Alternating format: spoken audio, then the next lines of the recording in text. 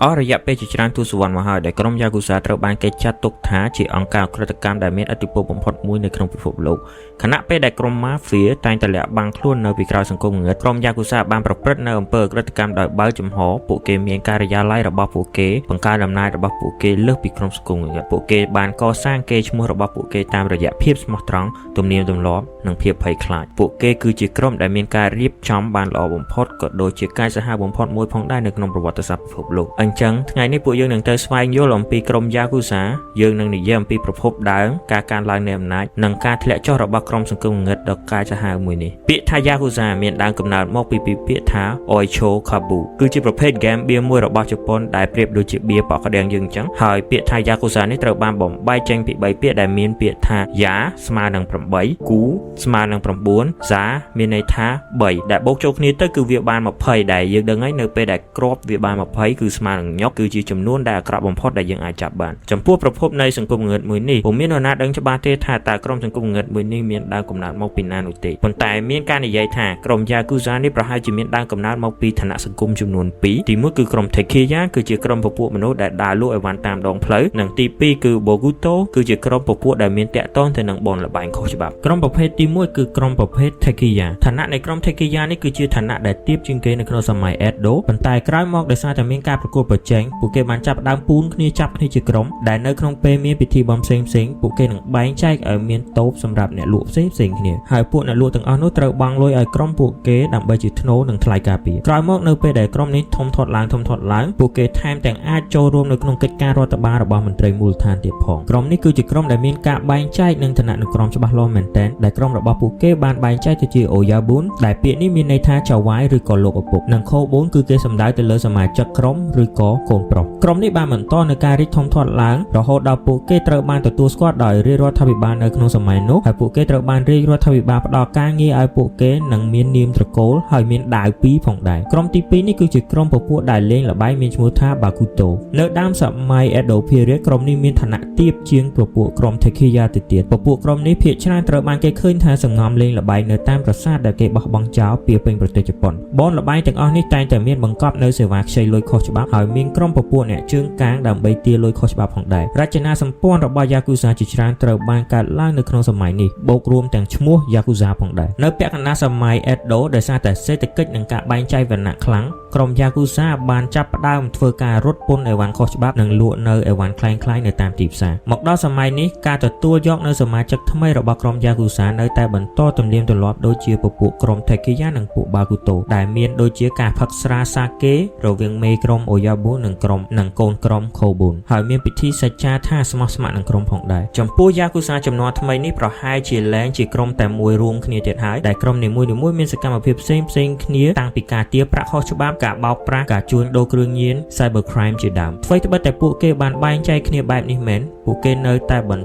គោរពទៅលើប្រភពដើមរបស់ពួកគេដែលក្រុមដែលប្រព្រឹត្តនៅអំពើតាក់ទងទៅនឹងបនល្បែងខុសច្បាប់ទារប្រាក់គឺពួកគេគោរពនៅបុព្វបុរសរបស់ពួកគេថាជាក្រុម Bakuto ហើយក្រុមដែលយើងឃើញដើរទារភាស៊ីនៅផ្សារដូចនៅក្នុងរឿងពួកគេបានគោរពនៅបុព្វបុរសពួកគេថាជាក្រុម Tekiya ផងដែរហើយឥឡូវយើងបន្តទៅនិយាយអំពីរចនាសម្ព័ន្ធរបស់ក្រុម Yakuza ដោយដែលយើងបានដឹងហើយក្រុមនេះត្រូវបានបែងចែកជា Oyabun ដែលជាមេក្រុមនិង Kobun ដែលជាកូនក្រុមហើយក្រោយមកទៀតពួកគេក៏បានដាក់នៅគោលការណ៍មួយទៀតដែលគេហៅថា Code of Chinki ដែលប្រកាន់យកសំខាន់នៅភាពស្មោះត្រង់និងការគោរពការជ្រើសរើសយកនៅសមាជិកថ្មីរបស់ពួកគេគឺមានពិធីសម្បត្តិមួយដែលមានដូចជាការហូបស្រារវាង Oyabun និង Kobun តែពិធីមួយនេះមិនមែនមានតែក្រុម Yakuza មួយនោះទេពិធីមួយនេះមានការអនុវត្តនៅតាមពិធីមង្គលការសម្បត្តិរវាងបងប្អូនជាដើមមូលហេតុដែលធ្វើឲ្យក្រុម Yakuza ក្លាយជាក្រុមដ៏ល្បីជាងគេនៅក្នុងពិភពលោកគឺដោយសារតែក្រុមមួយនេះមានការរៀបចំនៅវិន័យរចនាសម្ព័ន្ធច្បាស់លាស់មែនទែនមិនដូចទៅនឹងក្រុមជើងកាងដទៃទៀតដែលធ្វើការដោយពុំមានរចនាសម្ព័ន្ធច្បាស់លាស់ក្រុម Yakuza មានការរៀបចំហាក់បីដូចជាគ្រួសារហើយគ្រប់សមាជិកទាំងអស់សុទ្ធតែមានទំនួលខុសត្រូវរៀងៗខ្លួនអ្នកដែលធំជាងគេគឺ Oyabun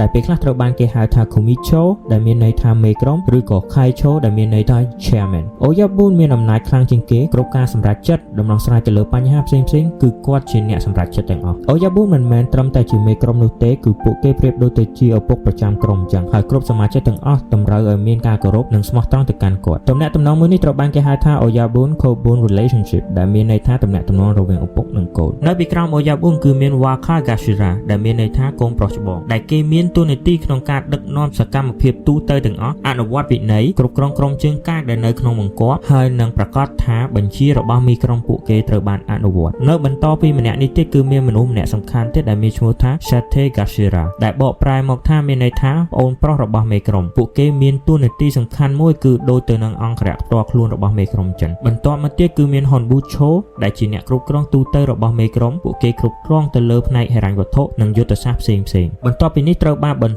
មកសមាជិកដែលមានបទពិសោធន៍ច្រើនជាងគេដែលត្រូវបានគេហៅថា Enki ដែលមានន័យថាបងប្រុសចុងក្រោយគេគឺអ្នកដែលមានឋានៈទាបជាងគេគឺគេហៅថា Shate ដែលមានន័យថាប្អូនប្រុសនៅក្នុងក្រុមខ្លះក៏មានឋានៈដែលនៅចន្លោះបងប្រុសជាមួយប្អូនប្រុសនេះផងដែរដែលត្រូវបានគេហៅថា Ochiki ដែលមានន័យថាលោកពូយើងបានឃើញថាការបែងចែកគឺមើលទៅហាក់បីដូចជាគ្រួសារតែមួយអញ្ចឹងនេះគឺប្រហែលដោយសារតែពួកគេចង់បង្ហាញថាពួកគេមិនមែនត្រឹមតែជាក្រុមជើងការនោះទេគឺពួកគេបានផ្សារភ្ជាប់គ្នាដោយការគោរពភាពស្មោះត្រង់ប្រៀបដូចជាគ្រួសារអញ្ចឹងការបែងចែកឋានានុក្រមទាំងអស់នេះប្រហែលជាអាចខុសគ្នាបន្តិចបន្តួចពីក្រុមមួយទៅក្រុមមួយប៉ុន្តែនេះគឺយើងអាចនិយាយបានថាជា template រួមមួយដែលសូម្បីតែក្រុមដ៏ធំបំផុតរបស់ជប៉ុនមួយដែលមានឈ្មោះថា Yamaguchi Gumi ក៏មានរចនាសម្ព័ន្ធប្រហាក់ប្រហែលនេះផងដែរការដែលធ្វើឲ្យមានការបែងចែកនៅរចនាសម្ព័ន្ធច្បាស់លាស់បែបនេះគឺធ្វើឲ្យពួកគេអាចប្រព្រឹត្តនៅអក្រិតកម្មផ្សេងៗបានហើយនឹងអាចរក្សានៅស្ថិរភាពនៅក្នុងក្រុមរបស់ពួកគេហើយរចនាសម្ព័ន្ធរបស់ពួកគេនេះផងដែរក៏បានបង្ហាញពីសង្គមរបស់ជប៉ុនផងដែរដែលនៅក្នុងសង្គមជប៉ុនគឺមានគោលការណ៍មួយដែលគេហៅថា Senpai Kohai ឬក៏តំណែងរវាងសិស្សច្បងនិងសិស្សប្អូនដែលសិស្សប្អូនមានតួនាទីគោរពសិស្សច្បងហើយសិស្សច្បងមានតួនាទីណែនាំការពារសិស្សប្អូននៅក្នុងប្រវត្តិសាស្ត្ររបស់ក្រុម Yakuza គឺជាក្រុមដែលភាគច្រើនមានសមាជិកជាបុរសកម្រមានមនុស្សស្រីណាស់ដែលបានកាន់កាត់តំណែងនៅក្នុងក្រុម Yakuza ប៉ុន្តែក៏មានតំណែងមួយដែលជាតំណែងរបស់ភរិយារបស់ចៅហ្វាយឬក៏ភរិយារបស់សិស្សច្បងក្នុងក្រុមដែលត្រូវបានគេហៅថា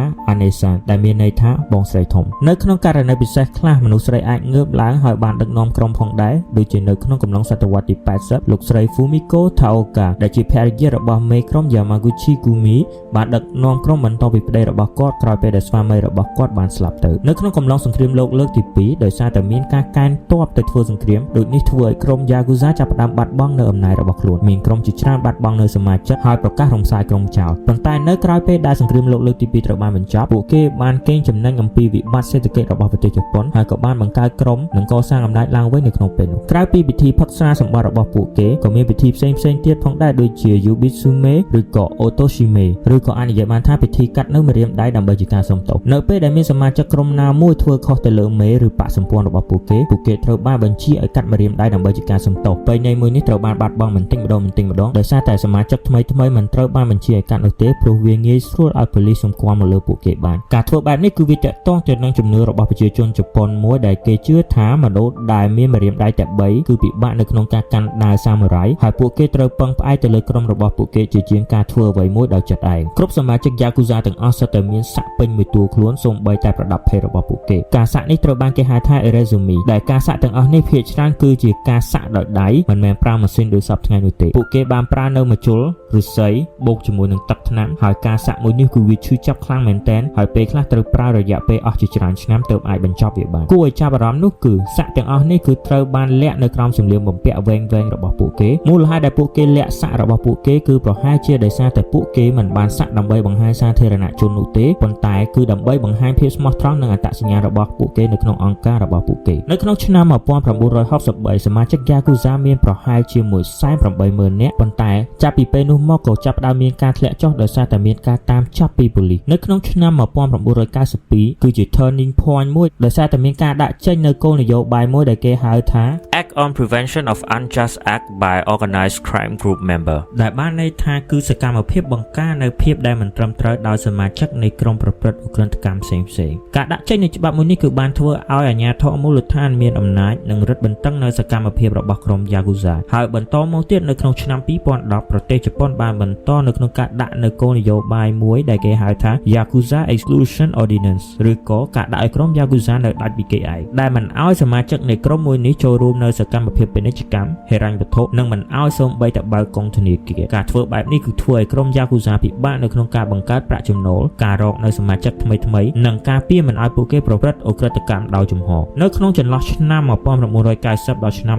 2020សមាជិកនៃក្រុម Yakuza បានធ្លាក់អស់ជាងប្រហែលជា 70% សប្តាហ៍ថ្ងៃនេះមានតែក្រុមធំៗចំនួន3ប៉ុណ្ណោះដែលមានសមាជិកច្រើនជាង 1000 នាក់ដែលមានដូចជា Yamaguchi Gumi, Sumiyoshi Kai, Inagawa Kai ហើយនៅសល់ប្រហែលប្រមាណជា14ក្រុមទៀតដែលមានសមាជិកតិចជាង100នាក់ប៉ុណ្ណោះ Yakuza សប្តាហ៍ថ្ងៃនេះគឺមានប្រហែលតែជា 12500 នាក់ប៉ុណ្ណោះហើយប្រហែលជា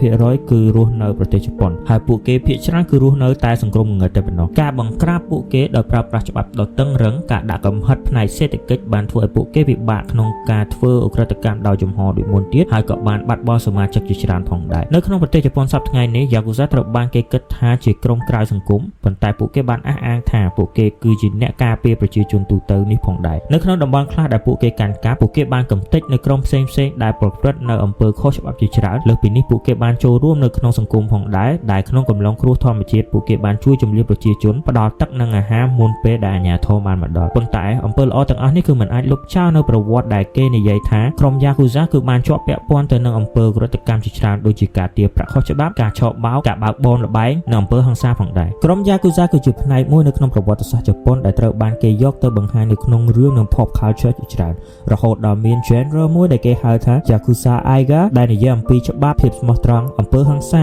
ដែលនិយាយរួមទៅគឺជាជីវិតរបស់ Yakuza តែម្ដងហើយមានរឿងមួយដែលមានឈ្មោះថា Battle Without Honor and Humanity ដែលបាននិយាយអំពីឃោឃៅនៅក្នុងសង្គ្រាមរវាងក្រុមជើងកាងទាំងអស់នេះក្នុងវីដេអូហ្គេមក៏មាននៅហ្គេមដែលនិយាយអំពី Yakuza ផងដែរហើយខ្ញុំអត់ដែរលេងទេប្រហែលជាតិចទៀតលេងឯង Yakuza Like the Dragon លើសពីនេះទៀតមាន title ជាច្រើនដែលបានយក Yakuza មកបូករួមជាមួយនឹងហ្គេមរបស់ពួកគេផងដែរមានដូចជា GTA